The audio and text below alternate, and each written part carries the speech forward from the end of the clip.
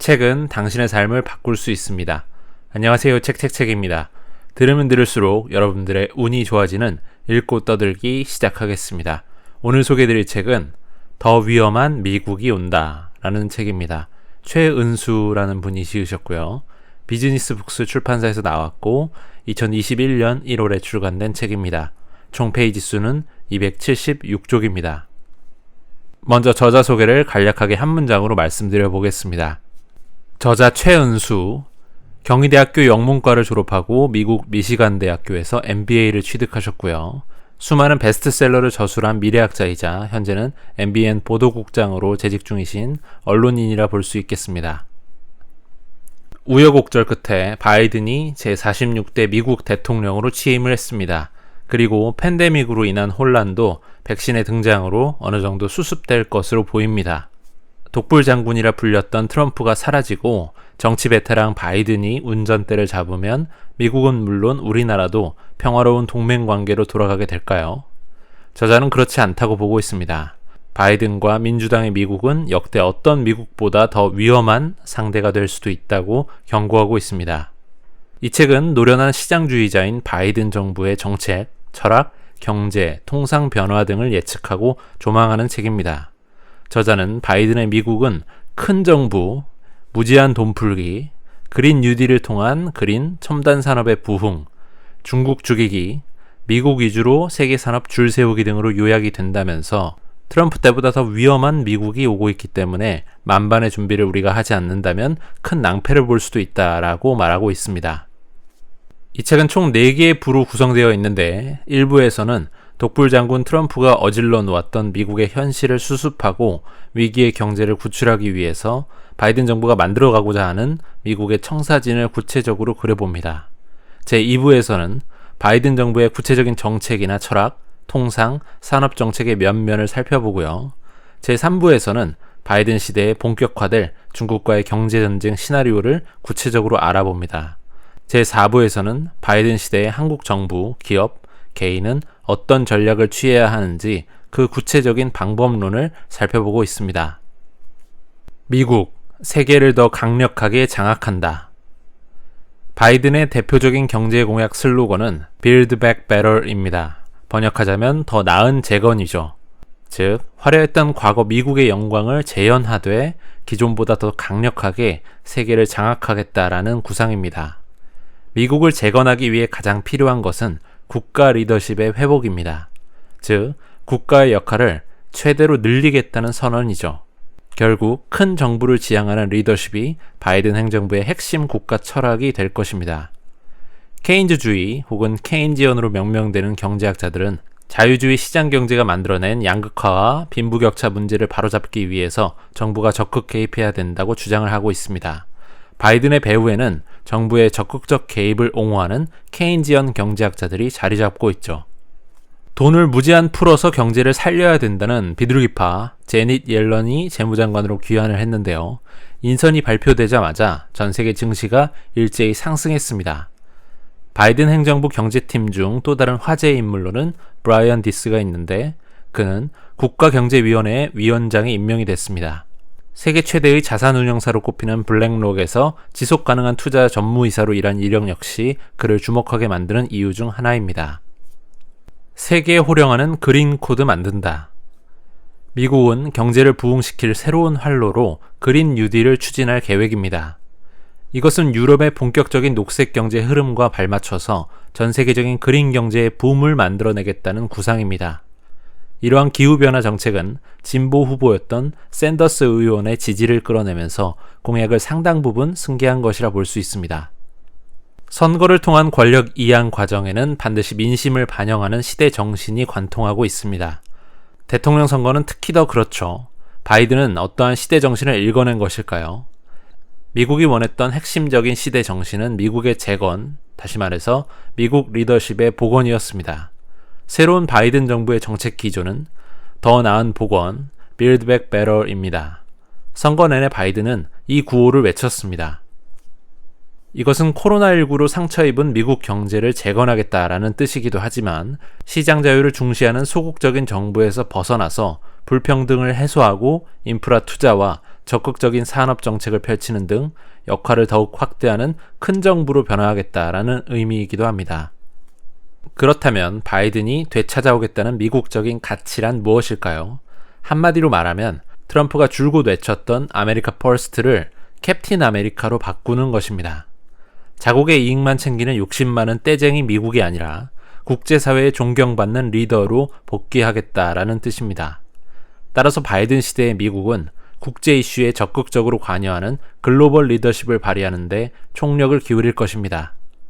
또한 분열과 대립의 정치를 끝내고 화합과 통합의 정치로 회귀하는 것 역시 바이든이 가고자 하는 방향입니다. 그리고 세계 경찰로서의 지위를 되찾는 일 역시 미국적 가치 중 하나죠. 또 이민자의 나라로서 본래의 정체성을 찾는 것도 미국적 가치 회복의 이슈 중 하나입니다. 사회적 약자에 대한 배려와 중산층 복원 역시 미국 사회가 강력하게 요구하는 그러한 시대 정신 중 하나로 꼽을 수가 있겠습니다. 중산층을 살려내 다시 1등 미국의 꿈을 펼친다. 바이든은 민주당 내 가장 진보적인 대선 후보이자 버몬트 상원 의원인 버니 샌더스의 전폭적인 지지를 끌어내기 위해서 그의 공약을 대폭 인계받았습니다. 그중 하나인 중산층 재건이라는 과제는 바이든 캠페인의 핵심 공약으로 꼽힙니다. 미국은 월가의 은행가나 CEO들, 헤지펀드 매니저들이 만든 것이 아니다. 미국은 다름 아닌 다양한 대중이라는 중산층들이 세운 나라다. 이것이 바로 바이든 캠페인의 중요한 부분이었습니다. 부자 증세로 보편적 복지 시스템을 만든다. 바이든은 성장 지향의 진보적인 조세 정책을 표방하고 있습니다. 향후 10년간 약 4조 달러에 달하는 정부 세입을 늘려서 재정을 충당할 계획인데요. 연수입 17만 달러 이상인 상위 20%가 증가하는 세액의 93% 대부분을 충당하게 될 것으로 보입니다. 이 중에 상위 1%가 증세액의 75%를 부담하게 돼서 사실상 부자 증세로 부유세를 걷어들이는 셈입니다. 미국식 사회민주주의, 지속가능한 자유시장을 만든다. 바이드노믹스 정책의 핵심은 기축통화국이라는 지위를 활용해서 돈을 무한정 살포하는 것에 있습니다. 코로나19로 침체된 경제를 살리기 위해서라도 사상 최대 규모의 경기 부양 정책을 꺼낼 수밖에 없을 것으로 보입니다. 빅테크 규제, 산업의 쏠림 현상을 개선해 생태계에 다변화한다. 바이드노믹스는 강력한 규제를 그 특징으로 합니다. 특히 이른바 미국의 빅테크 기업인 구글, 아마존, 마이크로소프트, 페이스북, 넷플릭스 등에 대한 강력한 규제를 일찌감치 공약으로 내걸었습니다. 반독점 규제는 향후 산업계에서 최대의 화두로 부상할 전망인데 이들 기업에게는 법인세 인상 이슈와 더불어서 반독점 규제가 기다리고 있어서 누구보다 바이든 정부 출범이 달갑지 않을 것으로 보입니다. 바이드노믹스 철학의 변화는 시장이 좋아하는 예측 가능성이라는 특징을 가졌다는 점에서 안정적입니다. 더 이상 예측 불가능한 돌출적인 트럼프식의 경제 정책은 등장하지가 않을 것입니다. 바이드노믹스 철학의 또 하나 기조는 바로 노동 친화적인 정책의 방향성입니다. 이것은 플랫폼 노동의 증가로 인해서 입지가 약해져가는 노동자들, 피고용인들의 권익을 보호하고 증가시킴으로써 전반적인 사회 안전망을 강화하겠다라는 취지입니다. 바이 아메리칸, 미국산 구매에 독려하는 보호주의 고수한다. 바이든은 대선 공약으로 바이 아메리칸 정책을 제시했습니다. 바이 아메리칸은 연방정부와 공공기관 등이 미국 제품을 우선적으로 구매하는데 대규모 정부 예산을 투입하는 자국 보호주의 정책입니다.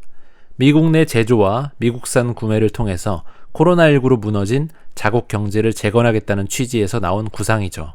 새로운 바이 아메리칸 정책은 수출 의존도가 높은 한국 기업들에게는 더 위험한 미국을 만들어줄 것으로 우려되고 있습니다.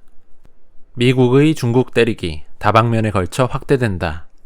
바이든 정부 하에서도 미국과 중국의 패권 전쟁은 더욱 본격화할 공산이 큽니다.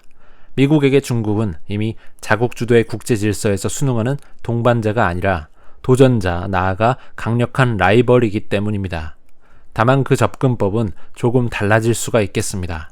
바이든은 트럼프처럼 극단적 대결로 치닫는 대신에 중국의 도전과 부상을 제어하면서도 안정적이고 예측 가능한 방식으로 접근할 가능성이 매우 높기 때문입니다.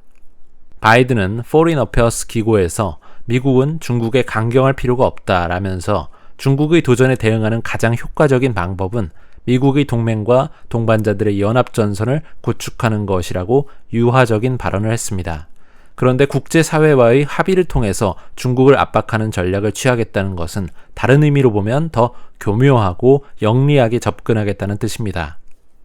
트럼프가 중국에 대해서 무역 적자폭, 일자리, 지적재산권 등의 이슈로 공격을 했다면 바이든은 여기에 인권, 노동, 환경 이슈까지 추가할 전망입니다.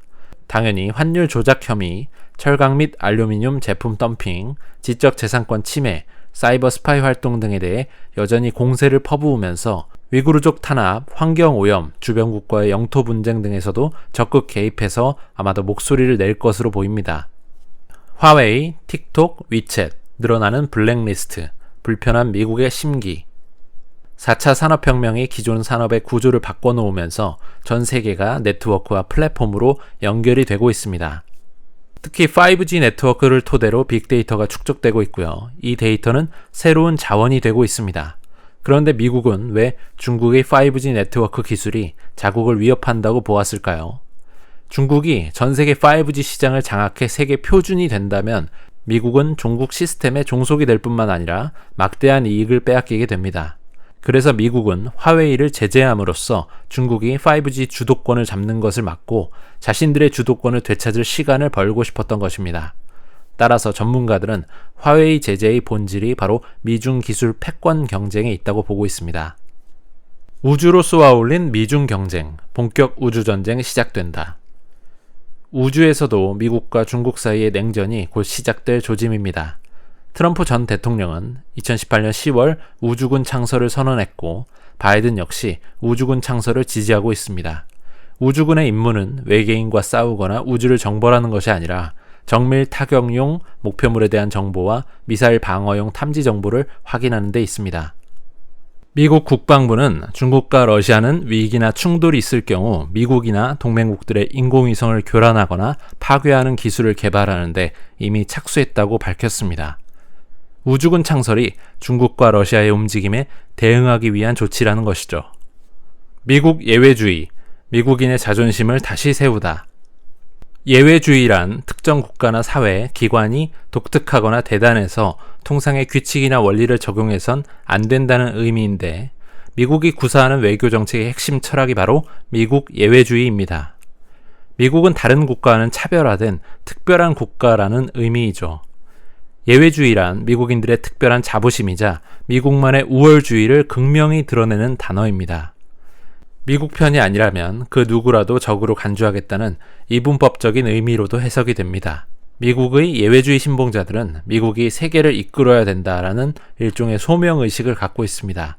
나아가서 민주주의, 시장경제, 지구평화와 번영, 세계화 등에 있어서 그 주인공이 되어야 된다라고 믿고 있습니다. 그런데 트럼프는 스스로 세계의 리더, 세계의 경찰이 되기를 포기하고 고립주의 외교를 선택했습니다. 그러면서도 미국 우선주의를 내세우면서 예외주의 가치가 아닌 금전적이고 실용적 이익을 극대화하는 방향으로 의사결정을 해나갔죠. 특별한 리더가 되어야 되는 미국을 돈과 이익이나 밝히는 얌체로 만들면서 이미지에 스크래치를 낸 셈입니다. 그래서 바이든은 트럼프의 고립주의를 버리고 미국의 예외주의를 부활시킬 것을 예고하고 있습니다. 통화전쟁, 위안화 절상을 통해 권력의 시소를 바꾼다. 바이든 시대에는 달러 약세가 미국 통화정책의 기조가 됩니다. 달러를 무제한 풀어서 경제를 살려야 한다고 믿는 이른바 슈퍼 비둘기 3인방이 미국 경제를 진두지휘하고 있기 때문입니다. 여기서 말한 슈퍼 비둘기 3인방이란 바이든 경제정책의 양대 수장이 되는 제닛 옐런 재무장관과 제러드 번스타인 백악관 경제자문위원 그리고 제롬 파월 연준 의장을 가리킵니다. 달러화의 가치는 2020년 한 해에만 고점 대비 10% 넘게 떨어졌는데 2021년에 들어서도 그 기조를 유지하거나 그보다 더 떨어질 것이라는 전망이 지배적입니다. 심지어 1달러에 1,000원 환율 시대가 온다는 전망까지도 나오고 있어서 한국 수출 기업들로서는 곤혹스러운 상황이죠.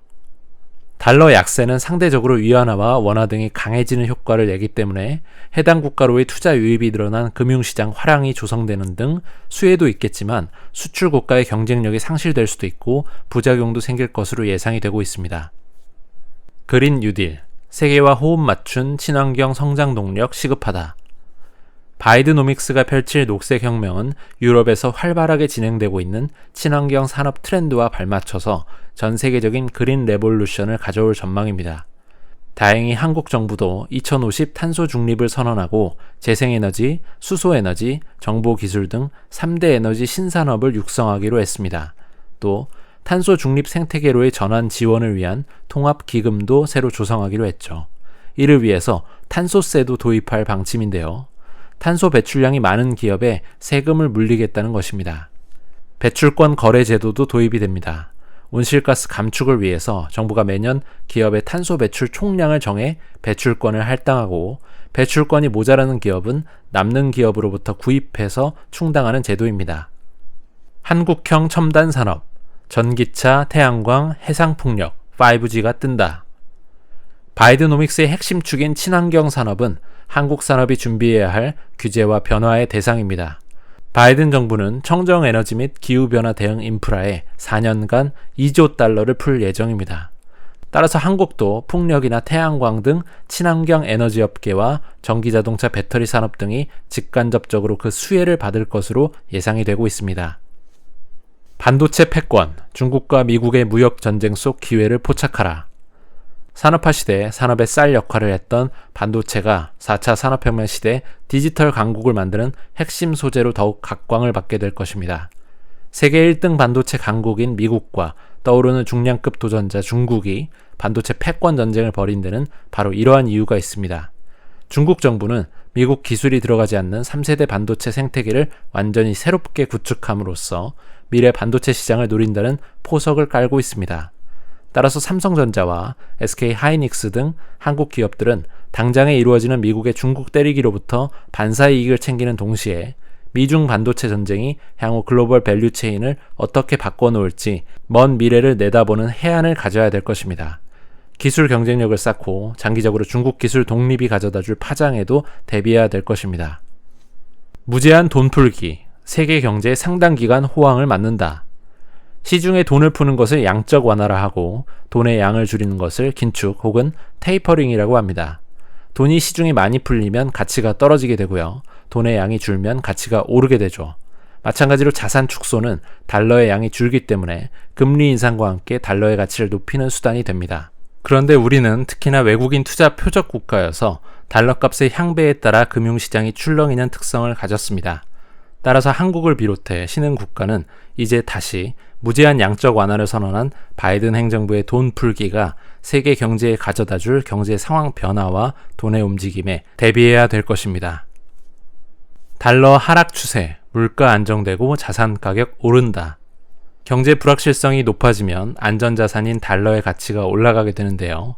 바이든 행정부의 무역 정책 기조가 불확실성을 감소시키고 있기 때문에 달러가 약세를 보이게 됩니다.